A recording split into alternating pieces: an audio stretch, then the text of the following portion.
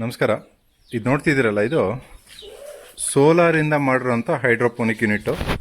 ಇದೇ ಫಸ್ಟ್ ಟೈಮ್ಗೆ ನಾವು ಸೋಲಾರನ್ನು ನಾವು ಸುಮಾರು ಒಂದು ತಿಂಗಳು ಸತತ R&D ಮಾಡಿ, ಅಂದರೆ ಈ ಸೋಲಾರ್ ಪ್ಯಾನೆಲ್ಗಳು ಯಾವುದು ಬಳಸಬೇಕು, ಮೋಟ್ರ್ ಎಷ್ಟು ಹಾಕಬೇಕು ಮತ್ತು ಎಲ್ಲವನ್ನೂ ನಾವು ಯೋಚನೆ ಮಾಡಿ ನೋಡಿ, ಈ 32 ಟ್ರೇಯ ಒಂದು ಯೂನಿಟನ್ನು ಸೋಲಾರಿಂದ ಕಂಪ್ಲೀಟಾಗಿ ರನ್ ಆಗೋ ಥರ ನಾವು 32 ಟ್ರೇ ನೋಡ್ತಿದ್ರಲ್ಲ, ಇದು ಯೂನಿಟ್ ಇದು ಕಂಪ್ಲೀಟು 32 ಟ್ರೇಯ ಒಂದು ಯೂನಿಟನ್ನು ನಾವು ಮಾಡಿದ್ದೀವಿ.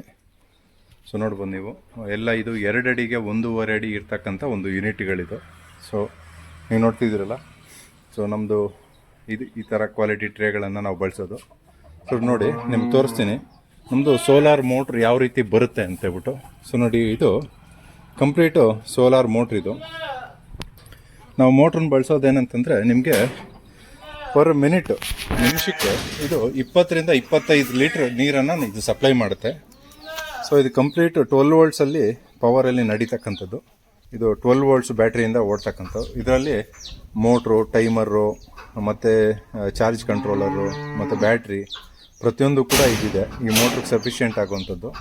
ನೋಡಿ, ಇಲ್ಲೇನಿದೆಯಲ್ಲ, ಈ ವೈರನ್ನು ನಾವಿಲ್ಲಿ ಕೊಟ್ಬಿಟ್ಟು ನೋಡಿ, ಇದು ಸೋಲಾರ್ ವೈರ್.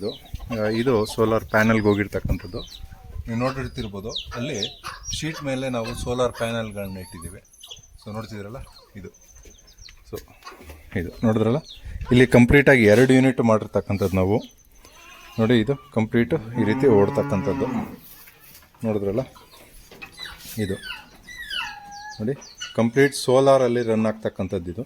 ಇದು 2 ಯೂನಿಟು, 64 ಟ್ರೇ ಯೂನಿಟು.